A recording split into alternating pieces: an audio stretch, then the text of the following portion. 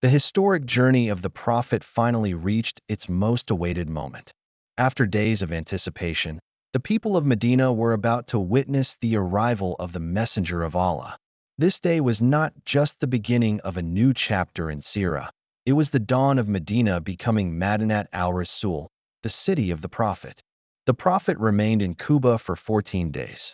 22 Rabi al-Awwal, 14th year of prophethood, October 8, 622, Friday.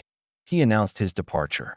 The tribe of Banu Amr bin Awaf, deeply attached to his presence, pleaded with him to stay, fearing they had displeased him.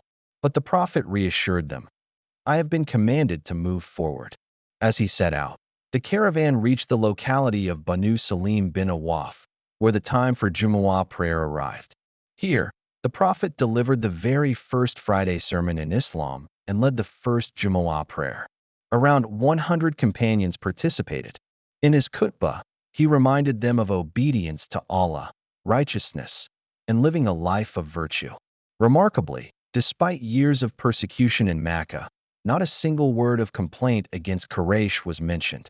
After the prayer, the Prophet continued his journey towards Yathrib. From that blessed day, the city was renamed Madinah al-Rasul, the city of the Prophet, later shortened to Medina. The streets of the city echoed with takbir, praise of Allah, and songs of joy. The young girls of the Ansar sang in celebration, "The full moon has risen upon us from the valley of Wada. Gratitude is due to Allah, as long as there is one who calls to him. O Messenger, you have come to us with a command we shall obey."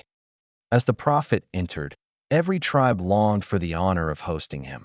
Men rushed forward, pleading for him to stay with them, offering protection in their homes. But the Prophet said, "Leave the camel, for she is commanded by Allah." The camel continued until she stopped at the site where Masjid al-Nabawi stands today. She sat down, rose again, then returned to the same spot and sat firmly. This was the neighborhood of the Banu Najjar, the maternal relatives of the Prophet. The honor of hosting him was decided by divine decree. Abu Ayyub al-Ansari swiftly took the Prophet's saddle and carried it to his home. Smiling, the Prophet said, "A man goes wherever his saddle is taken." Thus, the Prophet stayed in the humble home of Abu Ayyub, while his camel was entrusted to Sa'd ibn Zurara. That historic day marked the true beginning of the Prophet's blessed life in Medina, a city that would soon shine as the center of Islam and civilization for the world.